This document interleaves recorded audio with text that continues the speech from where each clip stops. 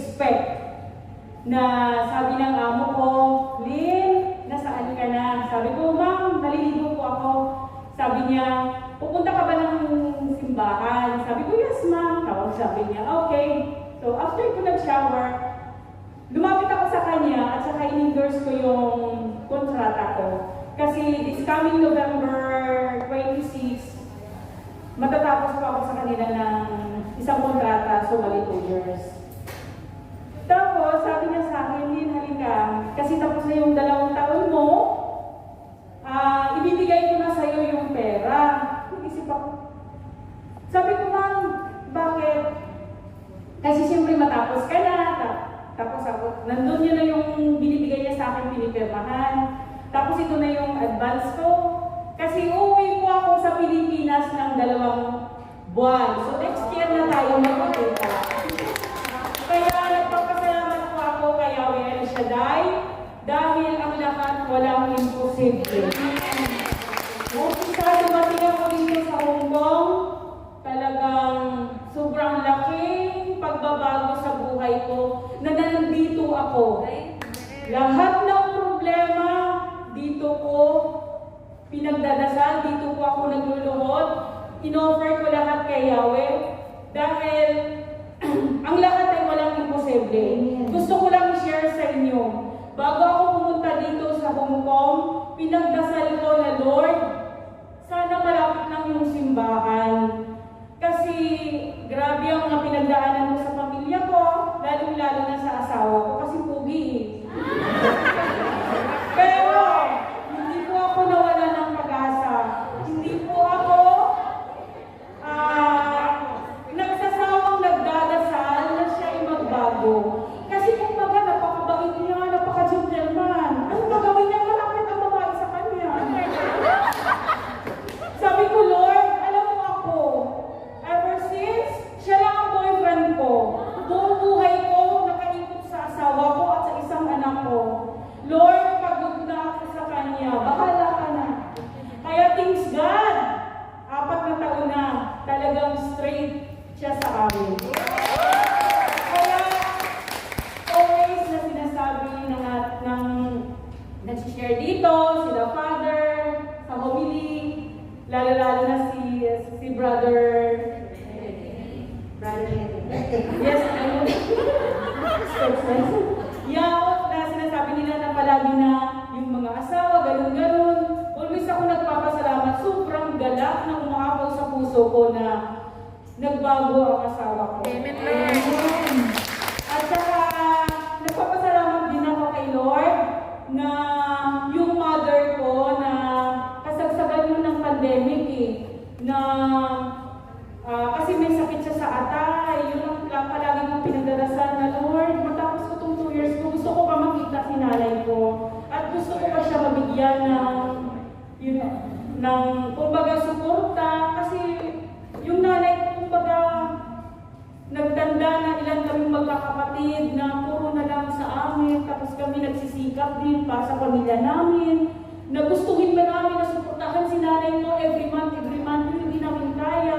Kasi siyempre may mga pamilya din kami, hindi rin sapat yung income namin. Kaya Lord, salamat, uwi na ako, makita ko na ang nanay ko. Sa tulad na, in-extend mo ang buhay niya, na may sakit siya sa atay. Thank you Lord, sa 2 years ko na servisyo sa amo ko, bago pa lang ako. Ito na binigay niya sa akin, kanina umaga. Nagulat ako, thank you Lord. Thank you talaga. Sabi niya sa akin, Len, ito yung presence ko sa'yo dahil napaka-hard work mo. Ma'am, salamat. Hindi ko talaga alam kung yakapin ko siya. Ano ba? Hindi ko alam. Basta Lord, sabi ko salamat. Salamat sa employer na binigay mo sa akin. Yan lang may sisir ko. Laban lang, laban lang. Employer na sobrang napakahigpit. Kaya hindi ko natapos yung contract doon ay pinalitan ng ating kabuting Diyos, ng among napakabait, napakaluwag, na parang hindi ko alila ang tuwing sa akin. Kung naranasan ko man ang mga hindi maganda doon sa past kong employers, tinaas ko yun sa Panginoon at tunay nga ho na lahat ay napupunta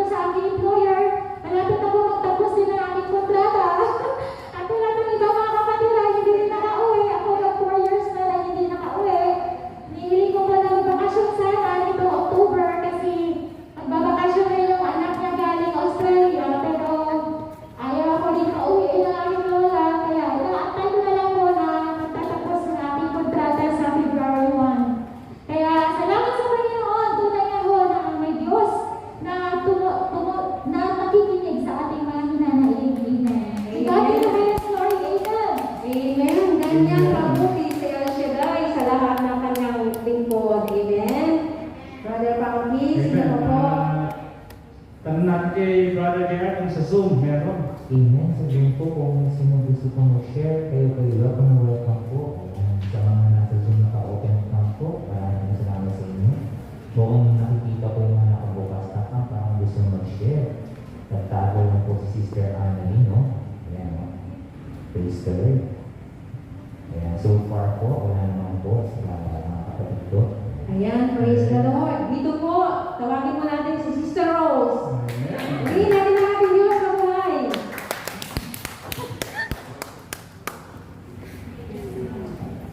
Gusto ko magpasalamat sa ating Diyos sa buhay.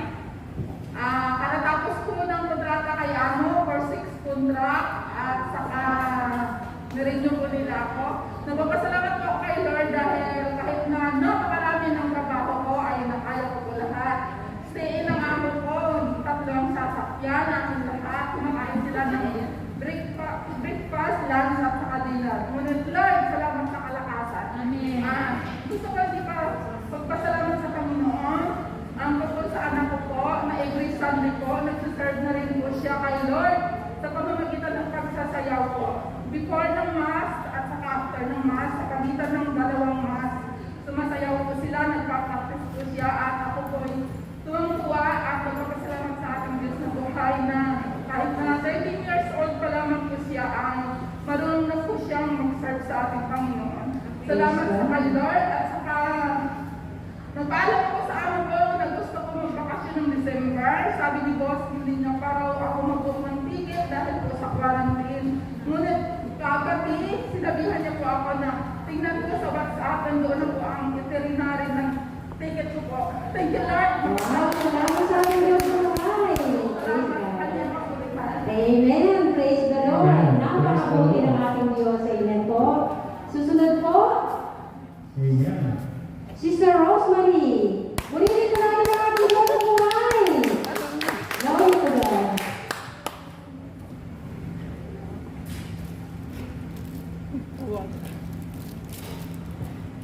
Magandang tanghali sa ating lahat. Nagawin ko lang po.